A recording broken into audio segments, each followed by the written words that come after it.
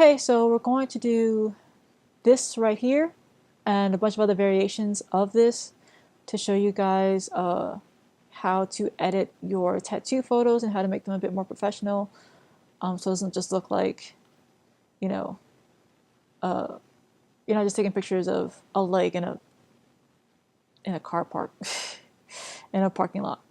You know, you want something that looks a bit nicer. All right, and here we go. File, open, my tattoos right here. And I'm going to go to image, go to image size, and the resolution is at 72. I'm going to go ahead and bump that up to 300 just for myself. I mean, it's going to mostly just probably stay on Instagram and stuff like that, but for my own sake, I like to do 300, even though the resolution would probably be fine at 72, but I like having more pixels to work with so it doesn't look blurry and pixelated. And we'll do okay. And it's going to take a bit just because I made it fairly fucking large, just because I like to make things more difficult for myself. Okay, so this is like, oh, and just a quick overhead on the overview of your user interface. My user interface for Photoshop is fairly minimalist. I only use the tools, options, navigator, layer, brush, history, and brush presence. I know Adobe Photoshop, when you first open it, it has a ton of windows all over the place. So you can just like X out one thing and then just bring back what you do need. Again, I just use brush, history, brush presence, layers, navigator. If you're missing options or tools, there's application frame, which I have on, options, which I have on, and tools, which I have on. And then you can just go through here and get, you know, the other stuff, which is brush, history, brush presence, layers, and navigator. Navigator, there it is. And then that's it. And get your whole situation all set up, and then we'll go ahead. If you have a newer or later version of Adobe, it should still somewhat be the same. It shouldn't be that different. I mean, I've been using Photoshop since I was 12, so, and its interface hasn't changed that much, but I'm not sure about the newer versions. Okay, so we're going to go ahead and add our background and get rid of all this extra stuff. Okay, so go to layers, go down, go to this little like file thing, click on it, and it's going to be group 1. I don't bother naming anything, but you can if you want to. And just put a new layer in there, just for fun. And then what we're going to do is, there's a few ways you can do this. So what I like to do, just because I like the brush tool better, is I get the brush tool, pixel size, I make it fairly large because it's going to fill up this whole area pretty much. Like, that's pretty good. Hardness is at 100%. These things are clicked off. Opacity and flow are at 100. So you should just have a regular... Why is my computer so slow? Okay, so you just... Oh, this is still so slow. I think I'm going to make the resolution a bit lower. Undo brush tool, image size. Yeah, I mean, that's a lot of pixels, and it's a lot of inches. Jesus Christ. Okay, so 250. Actually, keep it at, oh shit, we'll keep it at 300. And the inches doesn't need to be 41. That's insane. So we'll just do 18. That should be fine. Okay, so everything should be somewhat faster now. I would hope so. Okay, so go ahead and after I adjusted my size, I adjusted the size of the brush. It really doesn't matter. It's whatever the format is for your tattoo, for the image you have of it. And I am just going to go ahead with the brush tool and go around the calf. And I make sure that my brush is at 100% on terms of hardness. I've seen other people do this where they have it at 0 hardness, and I really don't like the way it looks. It looks really like, I don't know, just blurry and obvious and just doesn't look very professional to me personally. I mean, it's whatever you feel looks best. I'm just saying from what I've seen and my own personal preference, I just don't feel that that looks very good. Okay, and then after that, because I put the spacing on the brush so far apart from each other, the spacing on the brush is right over here. When you do the spacing, it just means every single like stamp or whatever of the brush is further away from each other, and spacing at 1% makes it very, very smooth, but it's also very slow in drawing. So then I go in here with the smudge tool, the finger right here. Usually you might have the blur tool on, which is like a little drop. So instead, right click it and click on the smudge tool, which is like that finger. And I just kind of work the background up against the leg and just smooth it out. That way it's not 100% crisp, but it's pretty close. It just looks more realistic to me.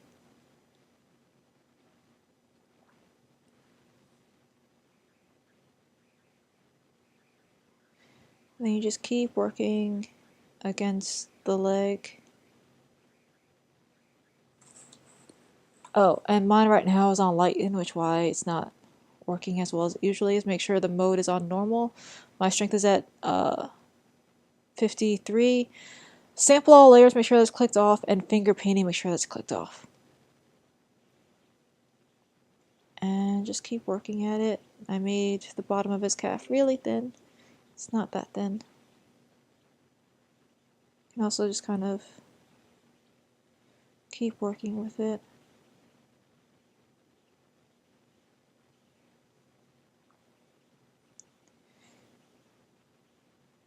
And it's just the way I like to do it, just because I like feeling like I'm kind of painting it. I'll show you guys another way of doing this, because I know for other people this might seem a bit too tedious. I just like doing it this way. But it's perfectly fine if you like to do it in another way.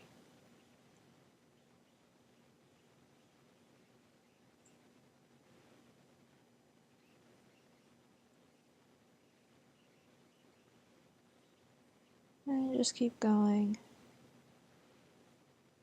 until it's pretty smooth. Okay, and boom. There you go. And there's also another way of doing that. And it's this way. Now this completely depends too on your background. There's the magnetic lasso tool, which basically it kind of automatically goes in between two contrasting colors. But when dudes have super hairy legs, it's a lot harder to get that. And I'm gonna make sure that my magnetic lasso tool has the two boxes. That means it'll get more than one. Oh, and let it connect all the lines and everything. That way I can select as many areas as I want instead of just one at a time. Come on, there you go. And the slower you go, it's a bit more accurate. It's a lot more accurate on this side just because he has less hair on this side. And then I just kind of go around thing. I'll have to get the corners. Oh, make sure the this part where it says feather, make sure that's at 0% too. And then press enter when you're done. If it's not connecting, just press enter. And that's pretty close to the leg without having to go super detailed into it. And then click the lasso tool, make sure feathering is at 100%, make sure these two squares are clicked on, and then just get the corners and all this other stuff.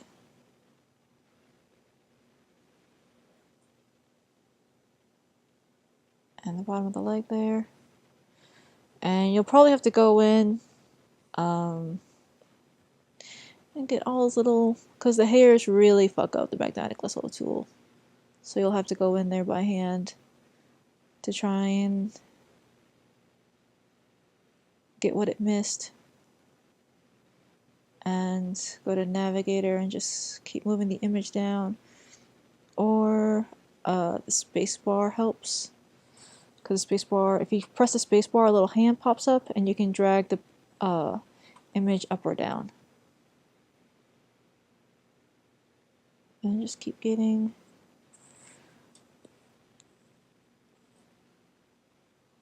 what it missed out on. It's a lot of hairs. And if there isn't really like a high contrast between your subject and the background, I don't suggest the magnetic lasso tool. You'll probably have to go in with just a regular lasso tool and just do it by hand if you want to do it this way. And then what we do is go to group, or no, just go to a new layer, that one, and then just fill it in with whatever color you want. And then go to select or Control D and deselect. And it's not super great. There's still like it's pretty choppy. You can either go into that with the brush tool or the smudge tool.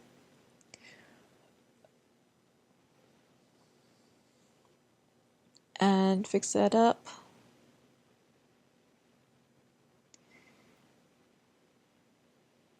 Just chopped off a whole section of his skin, but it's fine as long as it looks smooth.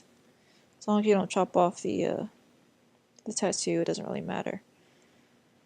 Okay, and pretty much like this would be fine. You got all that extra stuff out of it. It's, you know, it's perfectly good. Like, you can call it a day right here. But if you want to take it a step further, here's what you can do. I put it in a group for a reason.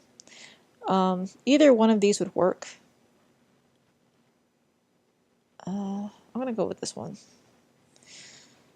just because I like to look better. And make sure if there's any little spots there, just highlight it. Like if I missed any spots, just go for it again.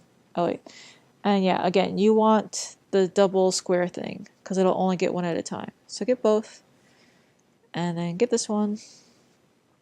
And it's pretty close. The extra size are just where I smudged it out. There's like very minute, tiny little pixels there. It doesn't usually make that big of a difference. So click on the group 1, just click on that, and then click on this, which is the mask, add layer mask. And basically whatever is in here, oh, and you're gonna have to pick Control I. There you go. Basically, okay, I'll explain in a second because this is kind of confusing.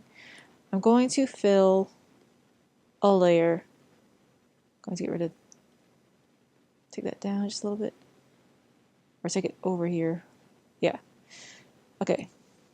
So hot pink everywhere. Okay.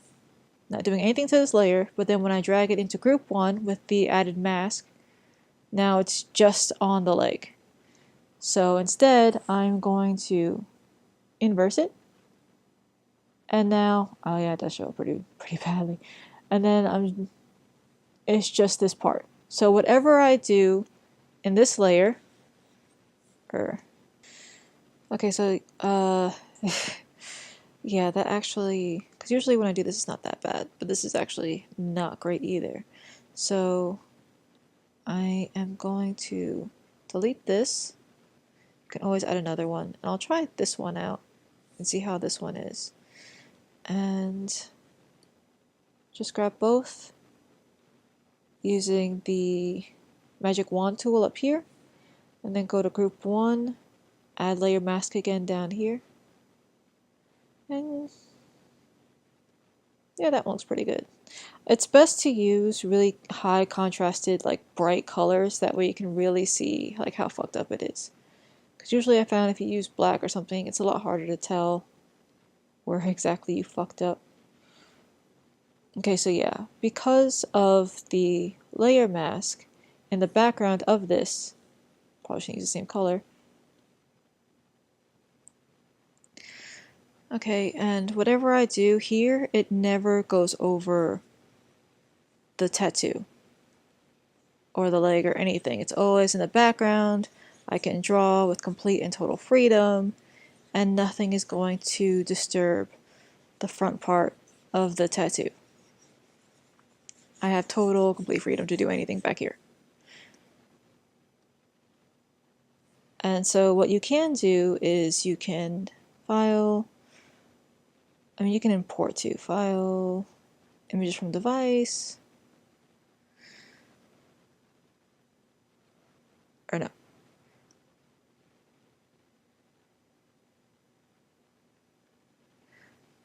You can go file, open, and I have this image here, and I'm going to select all, select copy, and then paste. It's probably gonna be small. It's very small.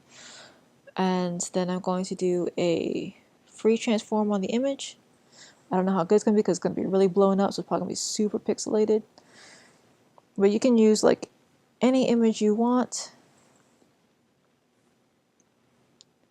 Apply.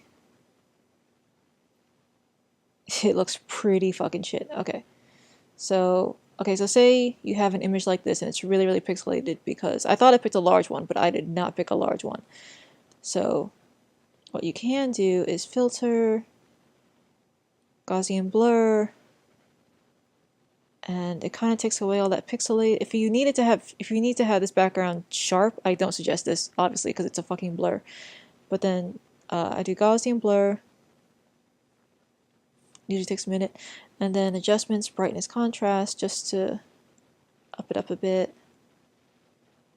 That's good. And then say like there's certain colors in your tattoo that you want to bring out. So usually what you would do is have a complementary color of the main colors in your tattoo, or just whatever you feel like works. There's several ways of doing this. Let me go back. I go to image, go to adjustments, go to color balance, and then you kind of just tweak with it a bit.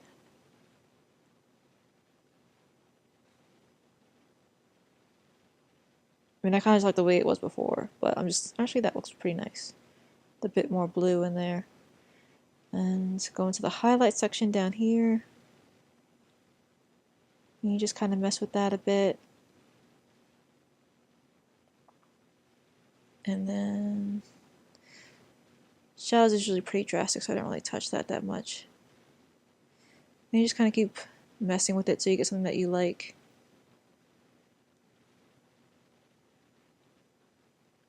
Okay. And say you want also, now that you have a kind of a fancy background, say you want your name or something on there. So this one, you might, if it doesn't fit in the background, you might want it over the tattoo. So you just click on your background and then just go to new layer and then just move the new layer over the group. Sometimes it'll like go into the group if you don't push it up hard, like enough. So make sure the new layer is up over the group, otherwise it might still be in the group. So make sure when you close it that the layer that you set up for your text or your logo or whatever is there. Okay, so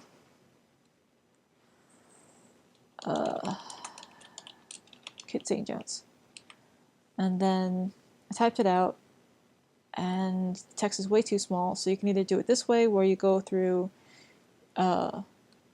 the points on how big it is, or what you can also do is just free transform and press shift, and you want this diagonal guy, you don't want the rotated one, you want the one that's like this, and then you just make it bigger,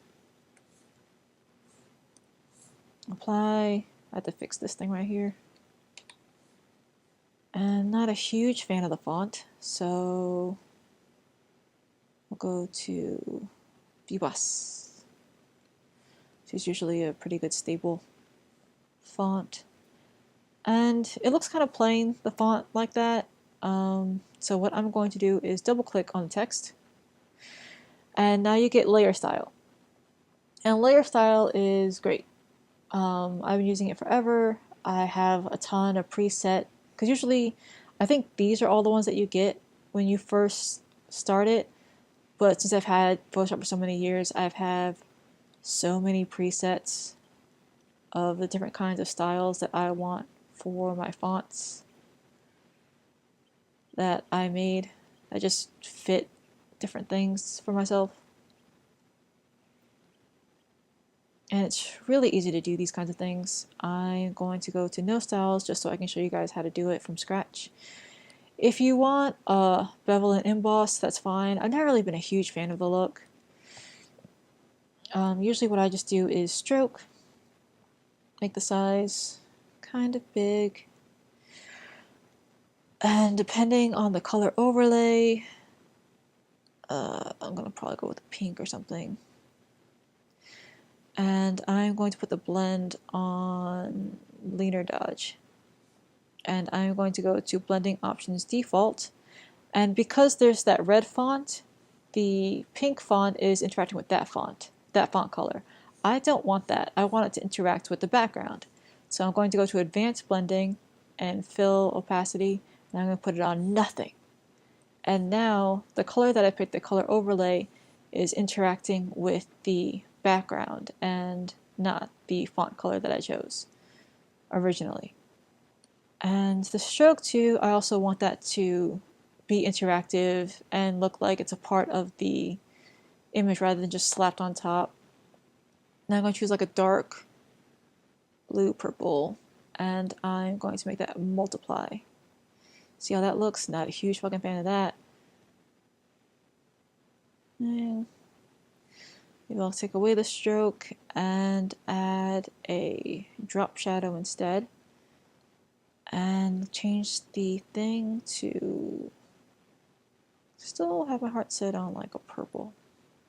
And then spread. I mean, you can play with this around all day. I have. And then distance a bit, other side, reflected. I kind of want it to be crisp.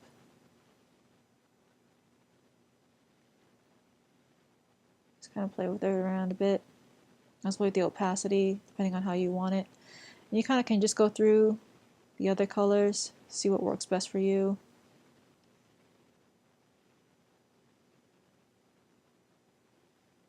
I mean, you can pretty much play with all of these. Gradient overlay is usually pretty cool too. Maybe take off the gradient or the color overlay and go with the gradient overlay. And I clicked on the gradient, and I think it's just these that you usually get. Again, I have a ton of different presets. I mean, not a ton, but like the same ones I usually pick just because I just like these color combinations. And again, you can do the blend mode where it's like normal, multiply, overlay, Leaner Dodge, difference. Where's different? There it is. Actually, exclusion and stuff might work. Pick a different color. Kind of like that. Kind of into that. I mean, it's whatever you want to do. I mean, my style is not necessarily your style and vice versa. So you just pick kind of into that. So you just pick what you like, what you're into. I might go back to stroke. Just make it a smaller size.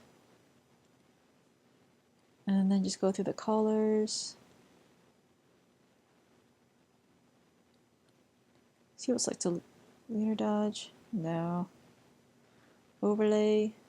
No. Exclusion's kind of cool, just because it adds, like it repeats what the main color gradient's doing. Kind of like that. Probably change the background to match it though. Okay. And yeah, I mean, plus it like wherever you do it, the effect pretty much stays with it. See, like with the circles and stuff, it just affects the text, which is what I like. I don't like just still fonts that go over. I like it when it blends into the piece. Okay, and There's also another way to do this too, like say you have a symbol or a logo or something like that.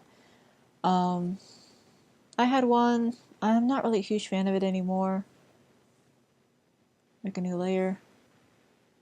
And let's see, pick. Sometimes with the other brushes it's a bit hard to see where the center of it is. There we go. And boom, done. Added it. It's over. Added my logo. And I can go here, double click it again. I'm just going to go to my style preset since we already went through all the other stuff before. And pick a style preset that I made, that I'm into, that I'm digging.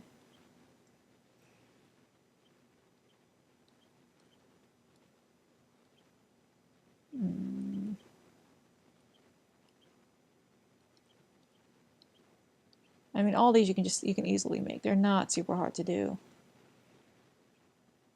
I mean, it's basically just picking colors and opacities and line weights and stuff like that. None of these I'm really into right now. That's fine. And you can still change them. Like the stroke I'm going to change to be a bit smaller. And the color overlay, multiply. That's kind of neat. Yeah. So click OK or press enter. And again, it pretty much interacts with the whole piece. And yeah, I mean, how you do this, the logo thing, is really simple. Go to File, go to New. Make sure the width is 2000, the height is 2000, resolution is 300 because I like really high resolutions. And you can either like scan your logo from like a drawing you did or something in your sketchbook and then just heighten the contrast, or just draw it right on here. The thing with making brushes is too, like I don't know if they fixed this with any what's it called, with the update or whatever, like I don't know what new Photoshop is doing, but basically it only does black and white. When you make a brush, it's only in black and white. So I don't know. Yeah, my lettering is not going to be, oh my god, that's so bad. I'm just going to delete that. That's bad. That's not good. Okay. You know what? It's not going to be good because I haven't, usually when it comes to writing, I take a lot longer to do it because it is not my wheelhouse.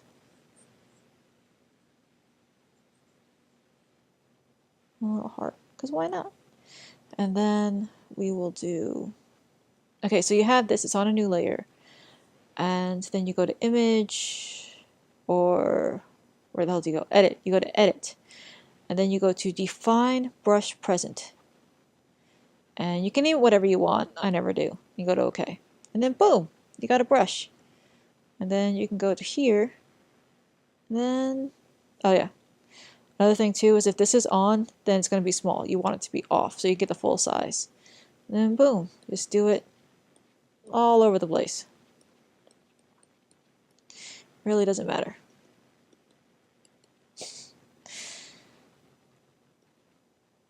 And that's it.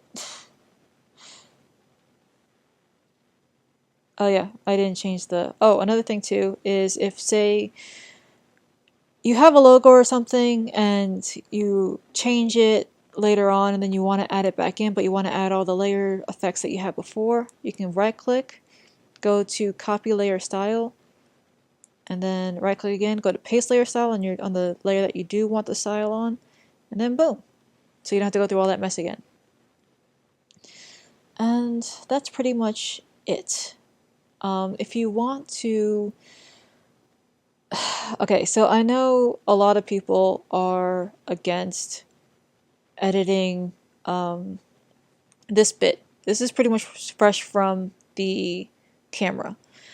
And I took this photo in like a parking lot, and it was really great lighting because it was outside. I chose this one because I took it outside, but all the other photos that I have are taken inside, and inside most tattoo shops they use indoor lighting, and indoor lighting Usually, unless you're using white light, it's shit because it has a yellow tint to it. Because our eyes just work better under yellow light than under bright white light. It's just less harsh on the eyes. Like being under fluorescence all day, it's really harsh on your eyes. But being under a yellow tinted light is not that bad. But that yellow tint just makes taking photos with that lighting just, it looks like shit. It just looks really bad, and you don't really want that. Like, I'll try and show you what I mean. Like, usually it's like it's way less saturation, and color balance, and it's just like got like this yellow orangey like tilt to it. This one adds a bit more saturation to it than it would be. But it usually, like, from what I've seen, most photos when taken inside of a tattoo shop, the black has this orange tint to it. And it's not accurate of what the tattoo looks like. So I'm not against people fixing that because of the way the lighting fucks everything up. So if you have that, okay, so I'm okay. And if you have that yellow tint to the blackness on your tattoos, it's really simple to fix. You just go to image and go to color balance and pretty much do the opposite of what I did. And you just kind of add some blues to offset all the fucking yellow. And you can put in some more yellow in there if you want, if it's too much blue. It's just like, you just gotta balance it a bit to kind of just remove all that yellow.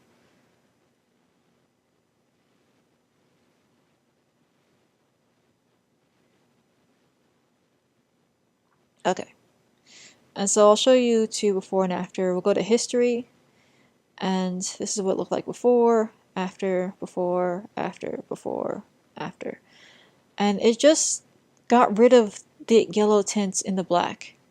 This is what it looked like originally. Probably a bit too, because this is, like, I don't know if you can tell, but it's a bit green on this side, and it might just be also like the reflection of the street or the car or whatever, just because skin reflects whatever the hell is around it. So it's a bit different. And you can also do brightness contrast in case, like, I don't know, the original was like really, really dark and you can't even tell what the hell's going on. So then just put it up a bit and then contrast. Because most cameras, from what I've seen, when it comes to contrast, it's like right down there, which is really, it's not great. It really blurs out all the Christmas and everything in the tattoo. So you can up that a bit if you want. And then, okay. It's up to you to decide how you want to advertise your photos and how to do your lighting and everything, because a lot of people, I get why, because there's a lot of people who are going in there and they are, again, this is like my second or third tattoo or something, so I know the lines and stuff aren't great. But let's see, who are like going in there and, you know, basically drawing out the nose over again and drawing out the eye and stuff. And then next thing you know, they're drawing a whole tattoo in Photoshop, whereas the other person's tattoo in real life doesn't look anything like that. So you don't want that. Like, you don't want a big difference between like what you post on your page and then versus what your client posts. Like, if you're posting something like this and then your client is posting something like, I don't know, where it looks like that. Like, you don't want like such a huge difference. You want it to look, you know, how you did it. So don't overdo it on the Photoshop in terms of the actual tattoo. Because, like, honestly, if you have good enough lighting, if you use white lights, like, there's plenty of tutorials on how to like light models and light like items for sale, you can just follow their advice, because it's pretty much the same kind of lighting all over the place. But let's see. Oh, here it goes. Yeah, I mean, this is fine. I mean, this not that big of a difference. I just got rid of, because I mean, in the original, the tint is a bit green or yellow. Yeah, it's just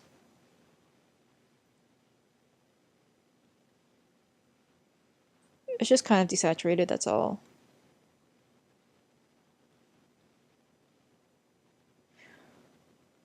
But yeah, it's like, I don't know, if there's colors that are reflecting in the skin or something, I don't know. I would try and get those out unless you want it to be a part of the thing. It just depends on what you're wanting. But yeah, like this is fine. It's just, again, whatever you want to do.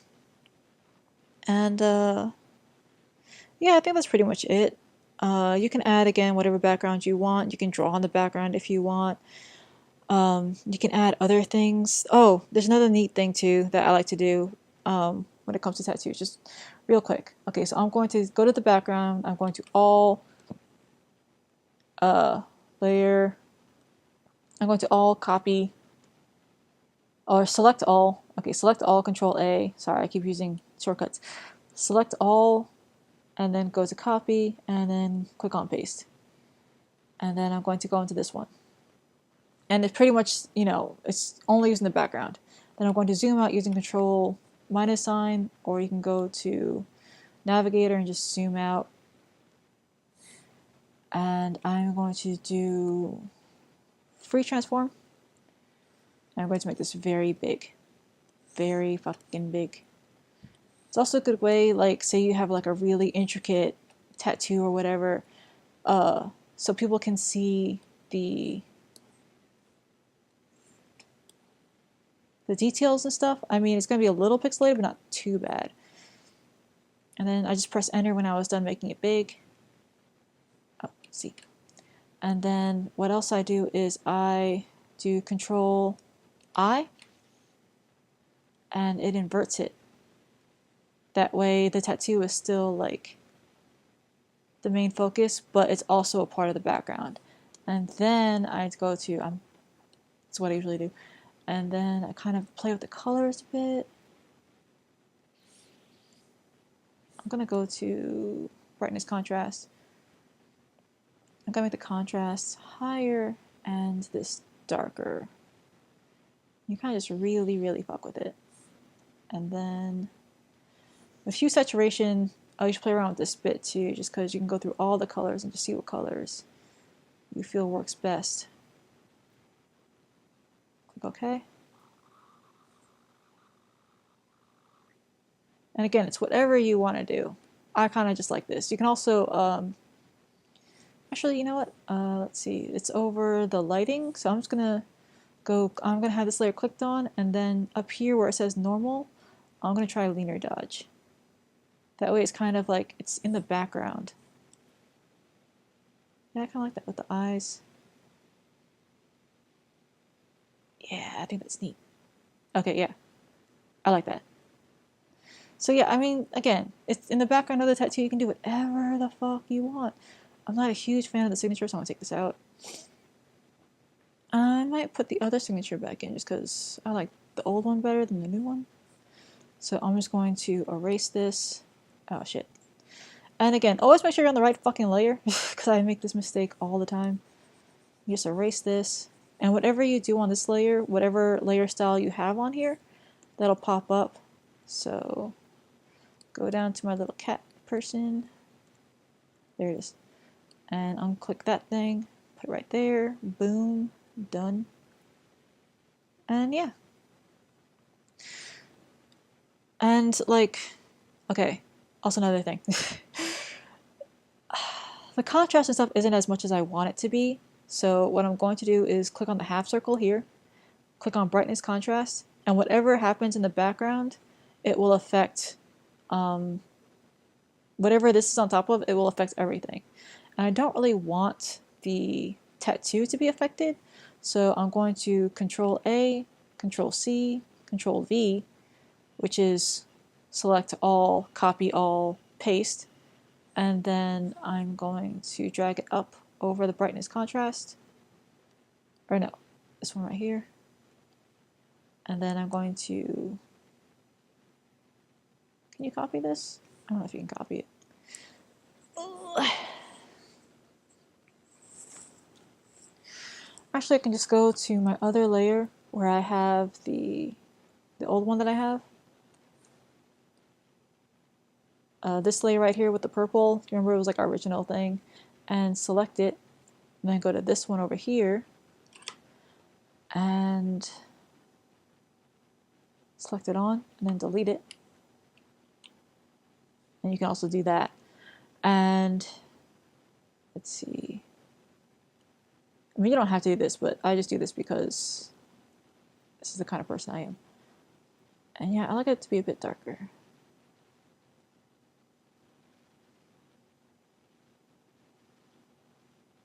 Yeah, I think it looks better. This is like with and without. Yeah, I think it looks much better darker. Okay. So yeah, now I'm done. Okay, so yeah, this is pretty much, I don't know, how you can edit your tattoos just to make them look better. You can also just make them a lot more, crop them, which is, don't crop.